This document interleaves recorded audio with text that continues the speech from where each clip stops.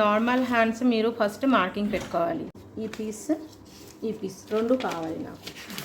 ఇది అయితే నేను ఒక హ్యాండ్స్కి చేస్తున్నా.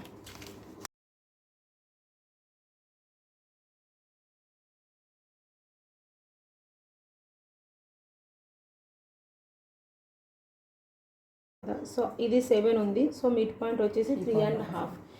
ఇది మీరు 2 అయినా పెట్టుకోవచ్చు, 2.5 అయినా పెట్టుకోవచ్చు. 3 మ్యాక్సిమం 3.5 వరకు పెడితే చాలు. ఈ పార్ట్ పెట్టినాక పిక్చర్లో చూడండి, ఈ పార్ట్లో షేప్ ఉంది. ఇదే షేప్ ఇక్కడ మీరు స్కేల్ పెడితే ఇక్కడ వచ్చేసి 1.5 or 2 ఇంచ్ అంతా గ్యాప్ ఉంటుంది. ఫస్ట్ 1.5 మార్కింగ్ పెట్టుకున్నాం.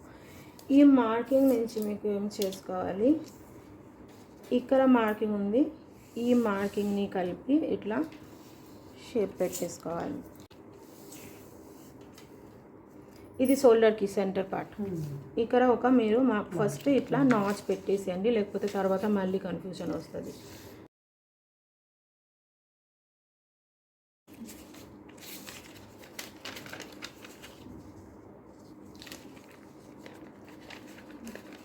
ఇలా వేసుకుంటే మీకు షేప్ వస్తుంది. ఓకే, సో ఇదే మీకు ఇప్పుడు నేను ఒక హ్యాండ్స్కి కట్ చేశాను డబల్ లేయర్కి. సో ఇది ఫ్యాబ్రిక్ కట్ చేసేటప్పుడు ఇదే పీస్ మీరు డైరెక్ట్ 4 ఫోల్డింగ్లో కట్ చేస్తే అయిపోతుంది.